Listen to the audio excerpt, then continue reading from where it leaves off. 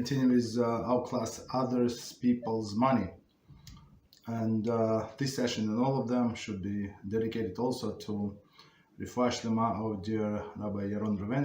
His name is Yaron Ben Doris. Also to Yehudis Bas Noach, Ariela Ora Bas Anna, Yemim Rasi Rachel Bas Brandel, David Shlomo Ben Sandra.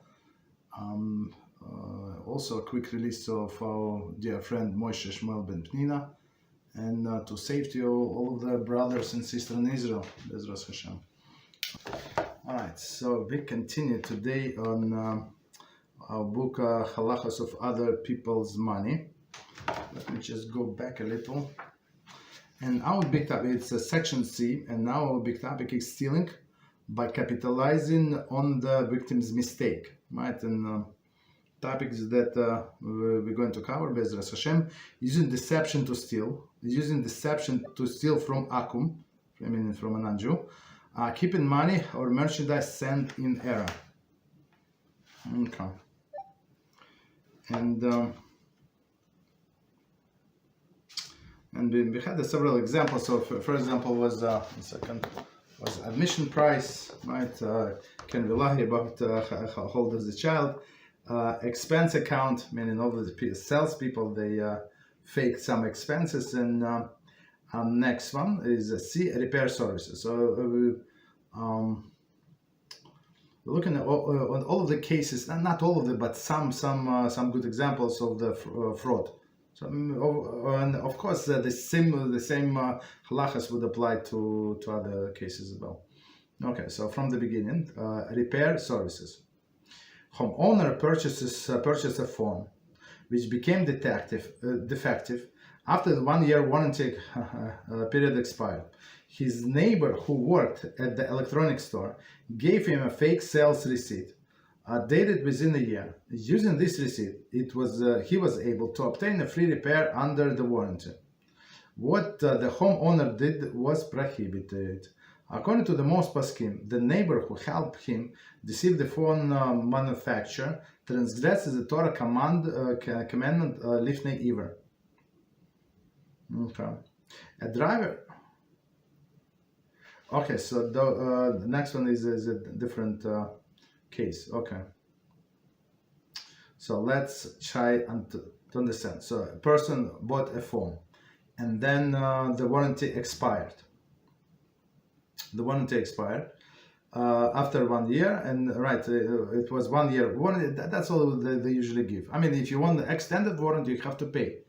Like, right, it's your own business. Like you can buy 5-year warranty or more, right? Whatever you do. Okay. So he did not buy extended warranty. The phone broke, and he went to his neighbor who had like electronic store. So meaning for this neighbor, it's like just a piece of paper. It's nothing, right? Does not obligate him anything, right? Right. So he just did a favor to his neighbor, and this neighbor like used his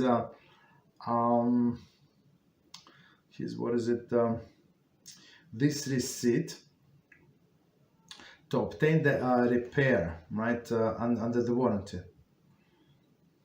Of course, it's a little simplified example because the way I understand, you have to register your product.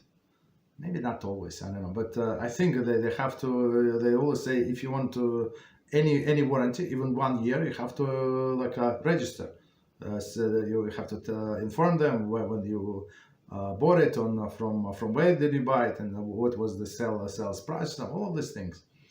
I have to so if they're going to have on record that you bought this item before, but okay, just saying, it's not so simple. At least today it's not so simple as this example goes. Okay, right. So, but the bottom line, what this person did, this homeowner did, was prohibited. Meaning they cheated the company. So he had to pay for the whole repair. Maybe for some parts they give extended warranty, like 5 years, like in a car, right? You have car warranty. I don't know, like 3 years, I think they give a warranty. But then on transmission, you have 10-year warranty, like by default, without you buying anything. By engine, also 7 years, something like all of these things. Okay, so but we got the point. Since he tricked the company, he's so he's responsible. And plus, it's very interesting. This person who helped me, he's transgressed the commandment lifnei iver. So lifnei iver is, as we know, putting a stumbling block in front of the blind. So meaning, if he would not give this person this receipt, the person would not sin. And this lifnei iver, it works only when this person would not be able to obtain it by himself, right? So I mean, that's like a person is responsible 100%. So I think the classic case is from Gemara, when they say there is a Nazir, right? The person who undertook not to drink wine, and there is a guy with a boat, and there's a liquor store on the other side of the river. So, and this Nazir said, "Can you get me a bottle of wine? Right, I'm going to pay you." So, meaning without this guy in the boat, the Nazir would never get the wine. You understand? So that's a classic case. But if for example, this we sit at that same table, and there is a bottle of wine, and Nazir sit here, and another person sits here, and he said, "Please pass me the bottle of wine." So it's not exactly lifnei iver, because he can technically get up and take the wine himself if he wanted to. Okay. So still, it's not recommended to do that, but just so we get the point. Okay. So continue. A driver borrowed his friend automobile association card in order to receive a free towing service. Should he need it? Okay. His car became disabled and required towing. Although he was not a member of association, he presented the card and accepted free towing services. The driver was guilty of stealing the towing costs his friend by giving him the card with what? 1 second. With which he was helping him to get the towing service, transgress the Torah commandment lifnei iver. Okay. So let's try to understand. So there is we have this AAA, right? Company. So meaning you buy the annual membership. Right, annual membership, and if you need towing service, I'm not sure if there is some limit. It should be some limit. I guess it should be some limit. Maybe 4 times a year or 5 times, but you cannot expect them to tow you like every time. Every time you buy this junky car, you got stuck like every 10 miles, and they're not going to tow you. So I think it shares some kind of limit, but okay, but we get the point. So now a driver borrowed from his friend this card. I think it says, it should say a name on the card.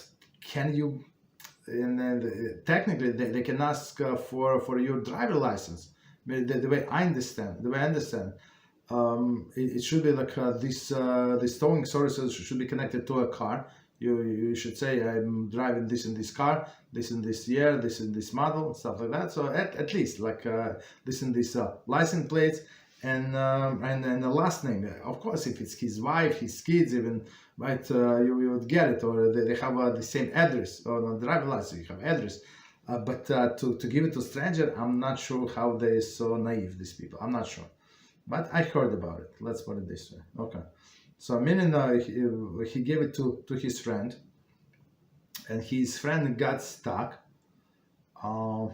His friends got stuck. So and he used this towing services, and right. So meaning all of these fees that the company should have charged him. It's stolen fees for sure. Right, so this guy cannot say, "Yeah, but I pay this membership," and I heard it before, and I understand where people are coming from, right? He said, I pay all of this service fee for 5 years, I can never use the benefit. Look, don't buy. Nobody told you that you have to buy. Nobody told you that you have to get the benefit. I mean, just don't buy and enjoy your money, right? So, but you're not allowed like to use the flawed logic and steal from other people, right? But sometimes there is like situations, right? There is situation, and you can ask them the question. So we have, for example, I'll give you an example, personal example. So we have this membership card. A membership from the price club, whatever, wholesale. You buy little cheaper things, right? But you pay annual membership, right?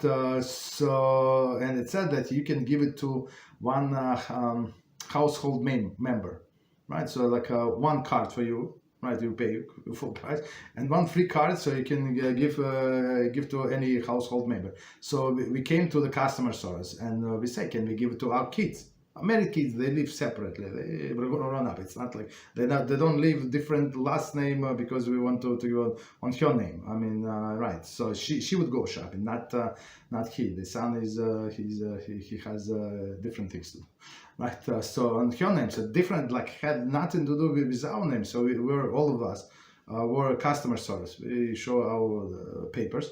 And the lady said, okay, no problem, it's still family. I mean, we explain the situation. See, different last name, different. And we don't want to give on his name, on the guy's name, son name, because he's not going to go shopping. Maybe he will, but right, it's better to have it on her name because she's the one who is going to do the shopping. They agree, no problem. You understand? I'm not sure what's the policy. Does it say? I'd never read the policy from top to bottom, but we saw the household member. You can ask the question. So if you've been truthful and explain, and they agree, like customer service, they see different addresses, there is no problem. Very important.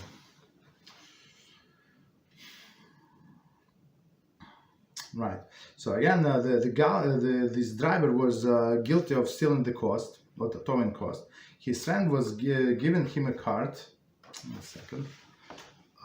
with which he helped, right, to get towing service, transgress the Torah commandment lifnei iver. Okay, so meaning this friend is also not guiltless. Yeah, he paid and he said, but what if I get stuck? So I'm entitled to towing. So it's flawed logic, as we said before. Yes, you're entitled to towing if you get stuck with your car, or maybe like the way I understand, maybe if it's him and he borrowed the car from somebody else, or it's him and he rented the car. I don't know. Like, right. So I think maybe this membership service transfer also not to his like primary car, but on others as well. Right, but it must be him, right, or his car or something, but not him and not his car. Very interesting. Okay. And many times people ask me about how is it right, is it not right, and they give me so many details. So sometimes I'm not familiar with all of the details. You have to read all of the small script, right, and understand. So I said the best way, better than I, right? You call them and ask them, give them the truthful information and see what they say, what the customer support say, right? If they say there is no problem, no problem. If they say no, so you mean that's no, right? But don't decide for them what is the right thing should be. Okay. So continue. The next one, the next example, insurance. So we see all of these very interesting examples of fraud. Okay. And the more you learn Torah, the more you learn this series that we start posting just recently about this emunah bitachon. The more you have, the less you have needs or urge to do all of the things. You understand? Because you know that HaShem is providing. So meaning if I have to lose money, so it's for my own benefit, right? So meaning some kind of kapara, a person should have been killed or something, right? He deserved to get killed, or because he did tzedakah, because he did all of the chesed and learned Torah, and he's now a different person. He appreciates his wife, he appreciates her cooking, he stopped complaining about this. So now he deserving he's not deserving death any longer. So HaShem sent him like some kapara, meaning to lose money. And this person, instead of taken as a champ, swallow this loss, he's trying to fight it back. Understand? So now he deserves the death penalty. So we always have to remember that HaShem was behind all of this, right? Always. Continue. Next example, insurance. A young man about to marry asked the older brother to register a car and purchase insurance under the older brother's policy in order to reduce insurance premium. In the application, the older brother illegally stated that he will be the primary driver and that the car will be garaged at his address. Wow. The policy was issued. Subsequently, the young man submitted a claim, and the older brother received payment for insurance from insurance company. Accepting the payment is prohibited. I'm not sure. It's in my mind, it's oversimplified examples, but okay. So let me explain what I mean.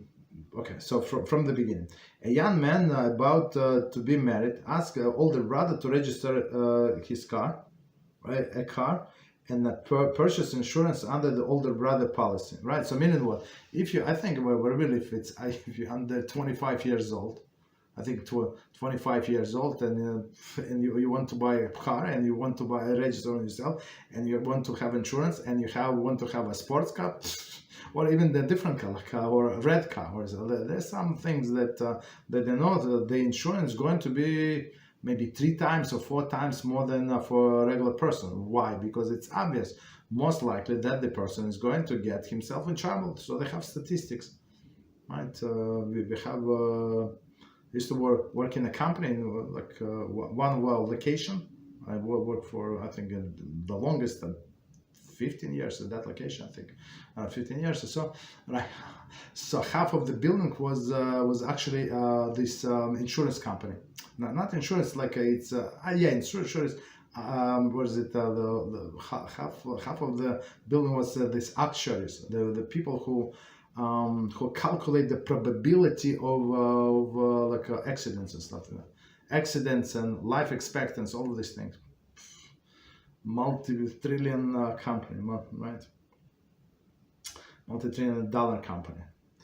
Okay, so meaning that these people, they know that if person is 18 years old, 19 years old, they get a new car, or even not a new car, they're going to drive a little aggressively and maybe get a little drunk or something. So I mean, it's obvious. I mean, they go from the statistics that's why the insurance is high. So a normal person, he wants to buy a car, and he's not going to drive while drunk, or not going to drive normal. If it says 20 miles, they're going to drive 20 miles, 25, 50, not over the 50, right? But still, you have to pay the insurance, whatever the insurance charges, right? Whatever insurance charge, you cannot just do register on somebody else. I mean, some other people, for example, if a parent says that I'm a primary driver, but it's like the very next line, who else in your household is going to drive your car? Like,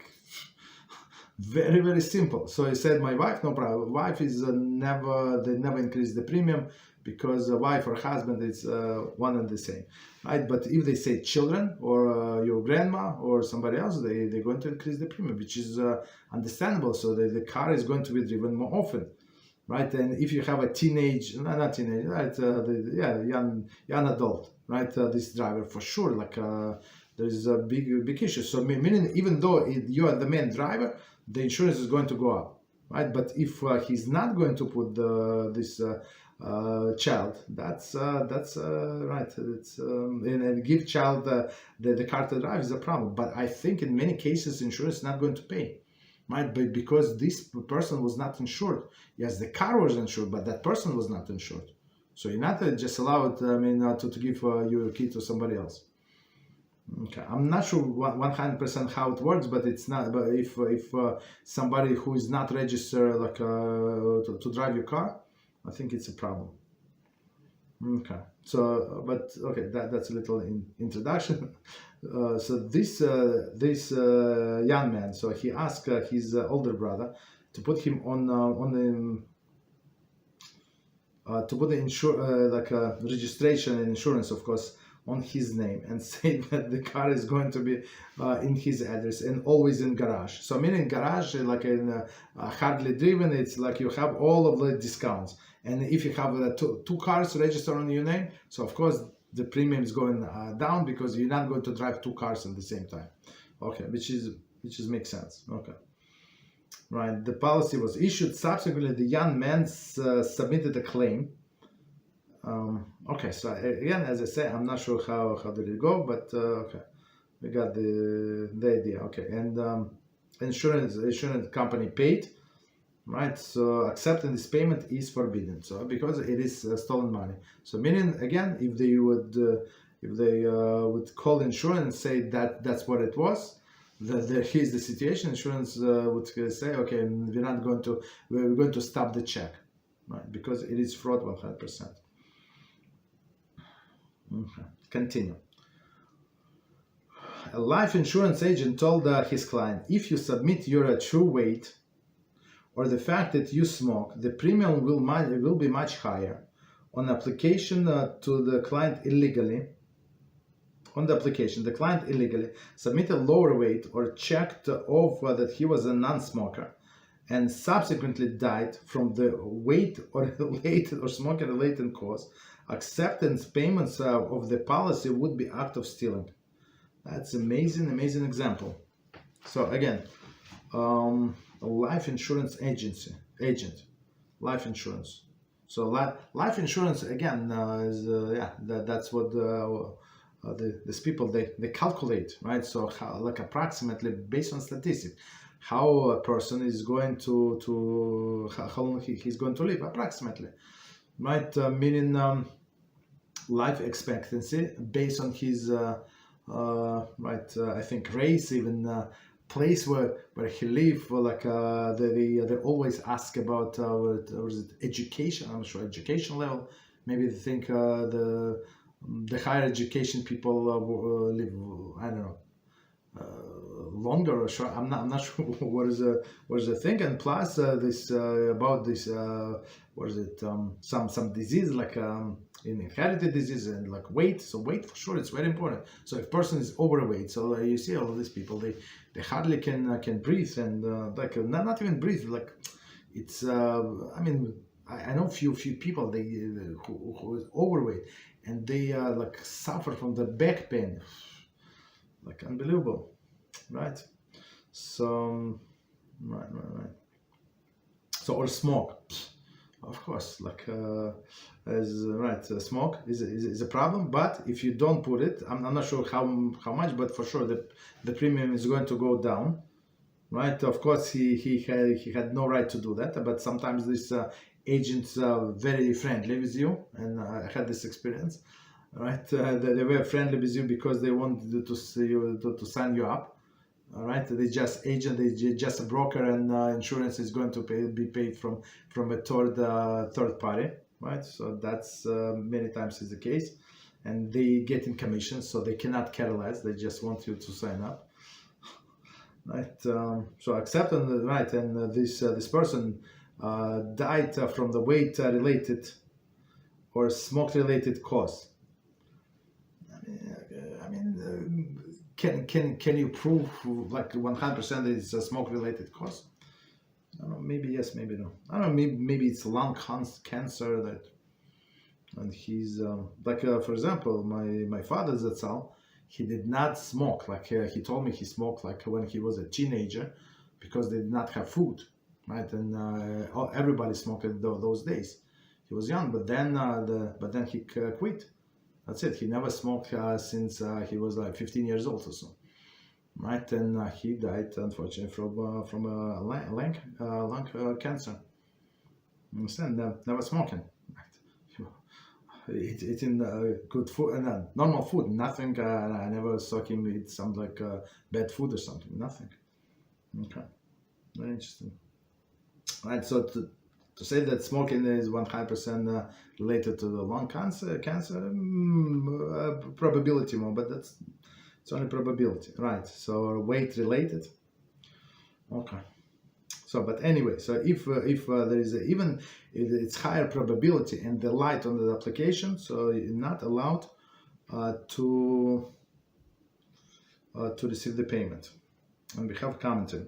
However, if his health was from a non-related cause, for example, plane crash, death, his death was from a non-related cause, the plane crash, competent halachic authorities should be consulted with regard to accepting the benefit payment. I'm not sure what would be the issue if it was a plane crash. I mean, if he would be not so overweight, like he's not going to die in a plane crash, or he would not smoke, like would not bring the plane down. I'm not sure. Okay. Continue. So next example, if a physician billed a patient insurance for procedures that were not performed, a physician was guilty of stealing from unearned fees. Right. So again, physician billed the patient's insurance for procedures that were not performed. The physician is guilty of stealing the unearned fees. So I mean, you always get when like you can sign up, you can get it electronically, or you can get like in paper. We get everything in paper. These things like explanation of benefits. So meaning you see how much the doctor charge for each visit and for what they charge. And sometimes, like long time ago, when I went to this doctor, a very good doctor. Hopefully it was not him, it was his team, or maybe he was not even aware. Maybe they turn third party. So, but they would bill for so many things. I was there for 10 minutes. And they like 10 procedures. Like, where are they getting that from? For many procedures, the insurance pay like 10% or something. It's very, very humiliating. I'm not sure why we were doing this, but that was the case. So after some times I got so disgusted, I just stopped. I did not report them to the insurance company, but it's better not to deal with people like that. Because people who trying to make money like this, I mean, hopefully it's not him. He's a decent person, but anyway, like if somebody is working for you, you have to from time to time to check on their job, like maybe once in 3 months, check like you have 300 patients or something. Check 5 of them just to see, just from last week, from yesterday, just see if they build them correctly. I mean, maybe yesterday is not a good case, but maybe from two weeks ago, like you remember what was done for the patient. Check your chart and see how exactly they build it. I mean, so to say that this doctor 100% innocent, I don't know. Okay. So for us, but if you don't want to get involved, just separate from the doctor, right? Or if you want, you can call a billing company, the billing insurance, billing department, and talk to them and see this procedure was not done, right? So continue. A patient explained to his physician that his brother needs medication but did not have insurance. He asked the doctor to prescribe the brother's medication to him. The doctor prescribed the medication to the insured brother as at the expense of insurance company. The doctor was guilty of lifnei iver, and the patient acquisition of the medication was prohibited. So that's actually the way I understand it. It's very common, very common, very common.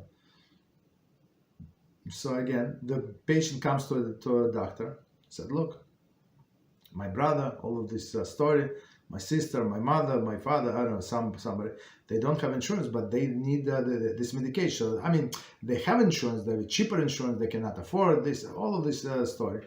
And doctor feel pitied, so that this insurance company, they have billions and trillions, so they can pay for one more medicine, like what is going to happen to them? You understand? So maybe this person, his patients also need this medication. So meaning that the doctor, he does not care. He does not care, so he can prescribe medication to anybody. I mean, go go then and prove that it was not right medication. I mean, I think the doctor would have will cover himself. I think. I mean, that's what I think. So, and I heard about these things many times.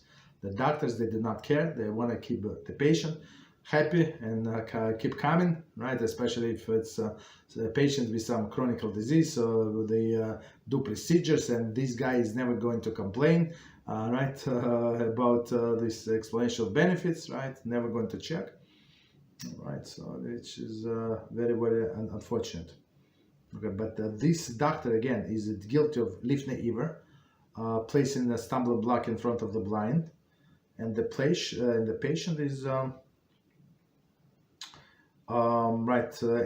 this brother is still stole from the company, and the patient is not allowed to use the medication because it was stolen. Okay. 1 second, I'm going to check the time. Okay, so we continue. And now, so next subsection. No, it's a next example. So before that, it was insurance, and now it's professional fee. Attorney told his client that the case would require a minimum of 10 hours to be billed at $300 per hour. Okay. The case was concluded successfully in 2 hours. Okay. However, the attorney submitted an itemized statement showing 10 hours of work. Here HaShem analyzed that the client had been willing to pay for much more than 10 hours. Since the attorney had agreed to bill by hour, he was guilty of stealing the payment of 8 hours of work that were not incurred. So that's actually very common, and it's as Rabbi Reuven Shlita said several times. You try to put the meat in a lion's mouth, right? And you try to get it back. So good luck, and and lion he's not going to give it so easily.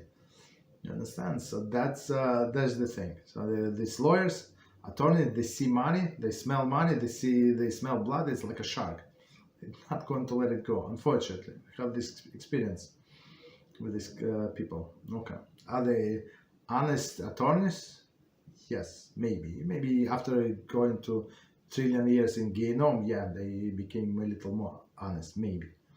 Okay. So again, the attorney told the client that the case requires a minimum of 10 hours to build for $300 per hour. Okay. No problem. 300. Good money. Right, and he concluded successfully everything in 2 hours. So I'm just going to add some rationale that I heard from people like that. So he said, yeah, it's usually like to all of the other people, normal people, average people, even talented people, it's going to take 10 hours. But me, brilliant me, that I had this idea that I was successful, I was top of my class, and I went to this college, that college, and have this degree, that degree, and this and that. So that's why I was able to complete everything in 2 hours. What would take others 10 hours. That's the rationale. So in their mind, they're not stealing; they just be effective, right? Efficient. However, at attorney's submission, itemized statement, right? But he is a stealing. So I mean, if he said yes, it took me 10 hours. That's one thing, right? Or I did everything as we agreed. So here's this report, I filed this, I did this research, this and that. Okay, there is no problem. I mean, at least less problem. But this attorney, then they want to give you the paper, right? So you can see how your money were spent. So he's submitted itemized statement showing the 10 hours of work, 100%. There is no problem, right? In his mind. His rationale is that the client had been willing to pay for much more than 10 hours. So meaning that, when I told him it's only $3,000 or something like for 10 hours, so he was happy. He thought that it would be like 50 hours or so.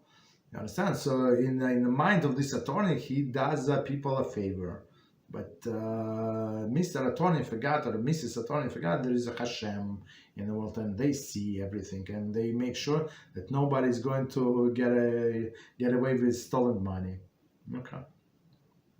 Since attorney had agreed to be billed by the hour, so meaning literally, so he said, I would need to restore this, I need 10 hours. Okay. He was guilty of stealing the payment of 8 hours work that were not incurred. Right.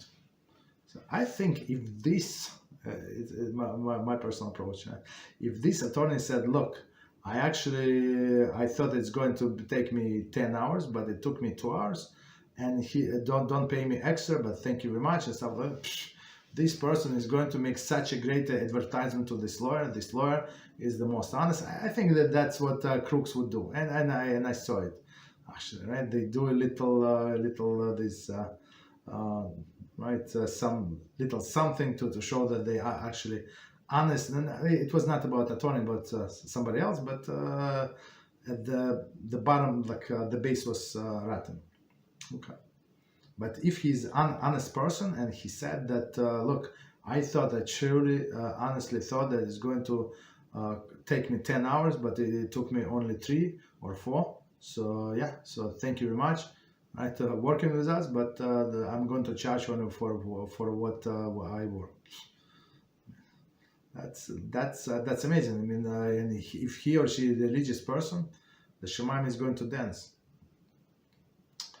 Okay, so continue. Number 3, keeping money or merchandise sent in error. Right. Keeping money and merchandise that was given in error is prohibited by a Torah commandment.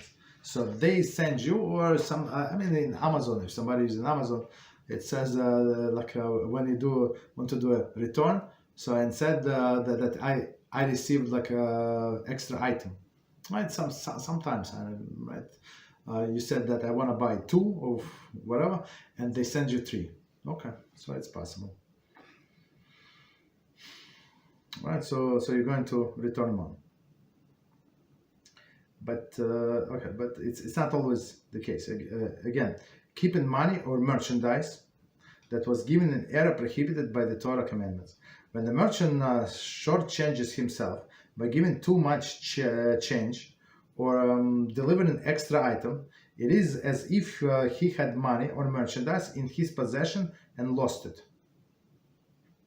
By keeping the money or goods sent in error, the customer is guilty of transgressing the 2 commandments of returning the lost item and also transgressing prohibition of stealing.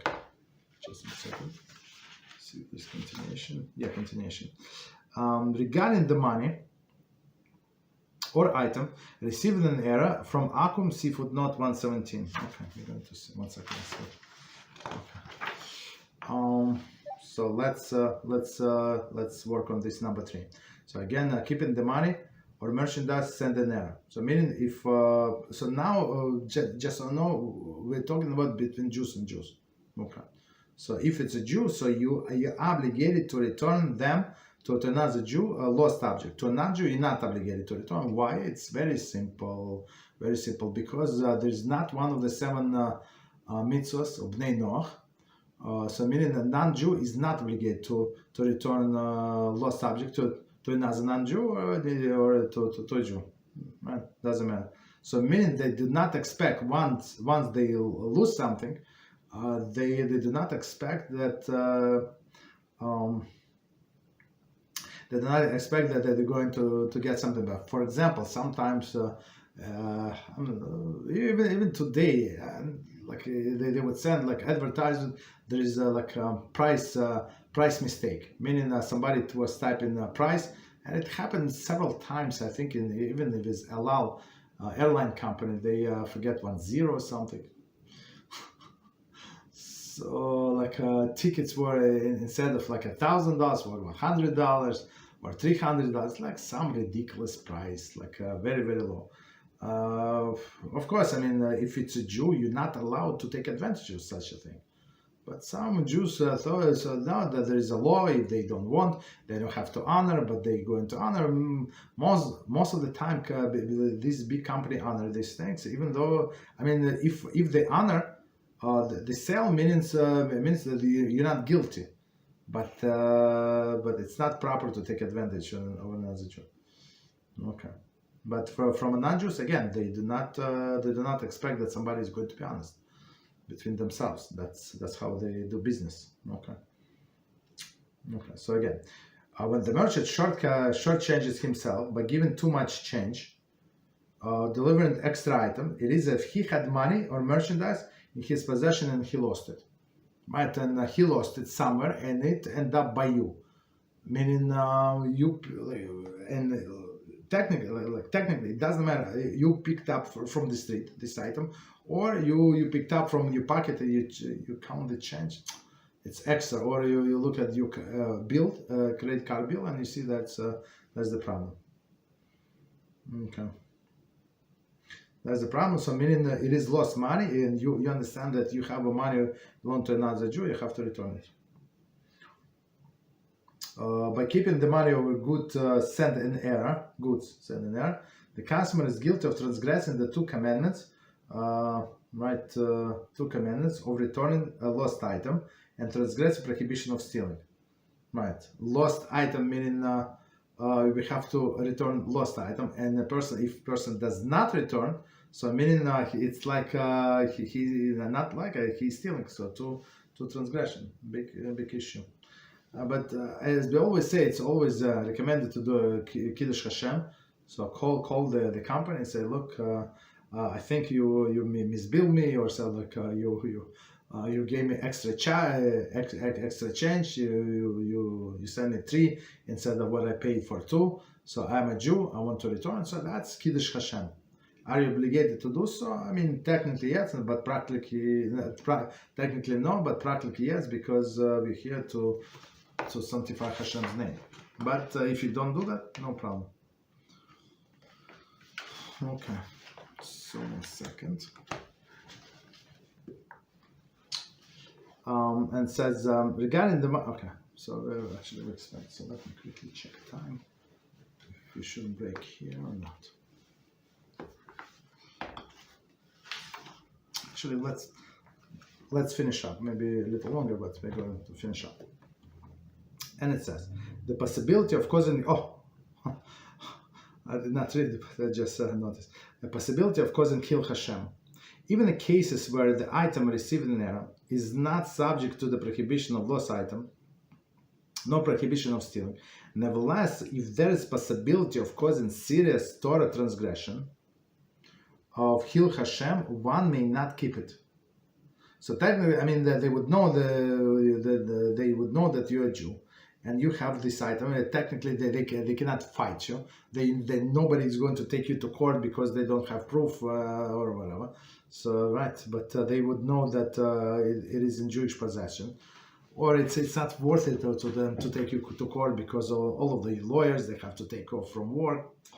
Right, it's not worth it. I mean, the gain is going to be small. Right, so it's going to be a huge chillul HaShem. So let's do it again, and we're going to explain BeEzrat HaShem.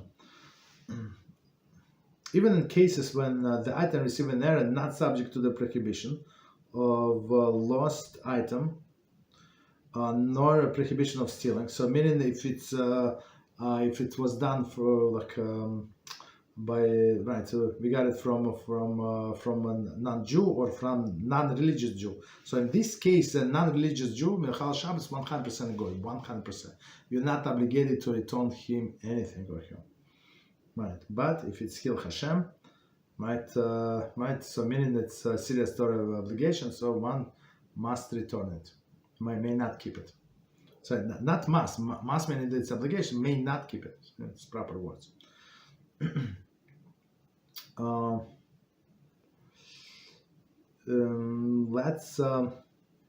Let's do the commentary. And it says, for example, Akum may subsequently find out, or maybe testing the recipient, testing the recipient This author heard the following story of Rav Avraham Kamenetsky. Avraham Kamenetsky. He says Shlita. I'm not sure. Maybe it's son of Shmuel Kamenetsky. I'm not sure. I don't want to say. Okay. He heard it from. Here we go. His father, Maran Hagaon Harav Yaakov Kamenetsky Zatzal. So it's son of Rav Yaakov Kamenetsky. His son Shmuel is 99 years old. Right, so I'm not sure if he's alive, I'm not sure. So let's leave it at that. Shortly after Rav Yaakov became Rav in, let me try to read it,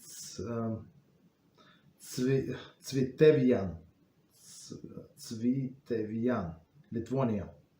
Right. A resident came to him and asked for a shayla, right. The man had purchased stamp from the local post office and had received more than he had paid for. Rav Yaakov understood that the little windfall meant a lot to the very poor townspeople, right? But advised that man to return the stamps to the postal clerk. He reasoned that perhaps the postal clerk was testing the new rabbi. Rav Yaakov's suspicion was confirmed a short time later, when Rav Yaakov made a transaction at the post office and received too much change. Rav Yaakov patiently reviewed the transaction with the clerk and returned the extra money. Rav Yaakov left Tzvitevian before the Nazis swept to power to become Rav in Toronto. It was in Toronto that Rav Yaakov heard the tragic fate that befell the Jews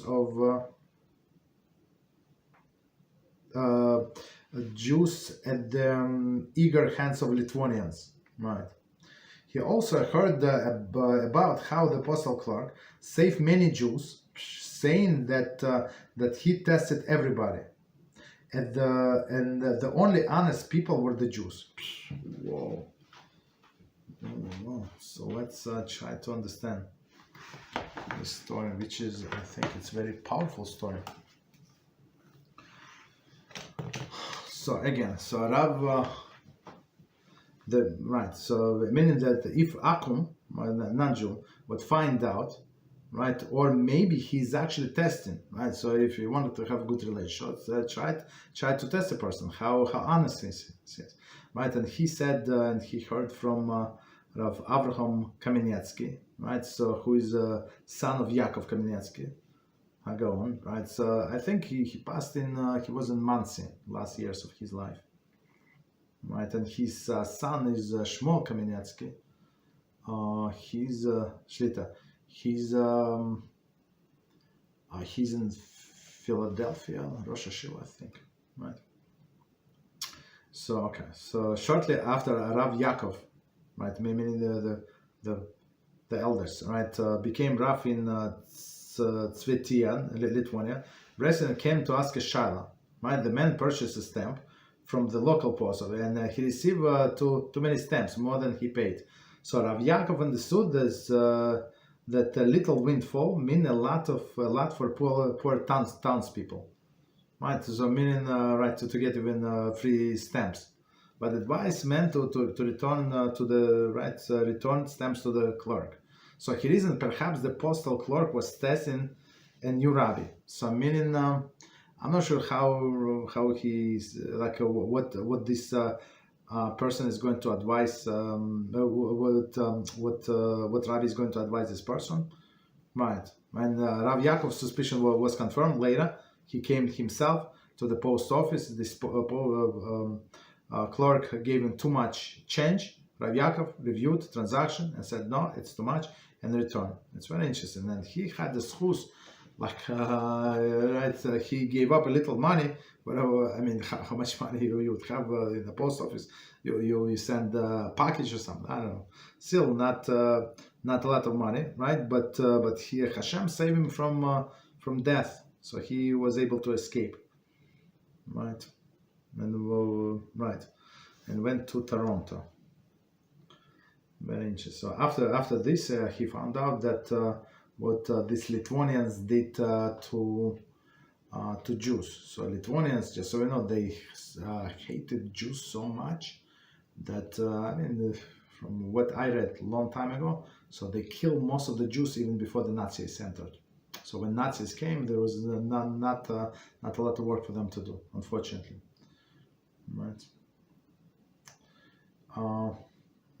And then he heard this postal clerk saved many Jews. Okay, because he tested everybody. It's very interesting. Right? Why does he need to test everybody? That's a different story. Right, from his own money, right? But okay, right, and only honest people are Jews. Okay, so in Hil HaShem, right,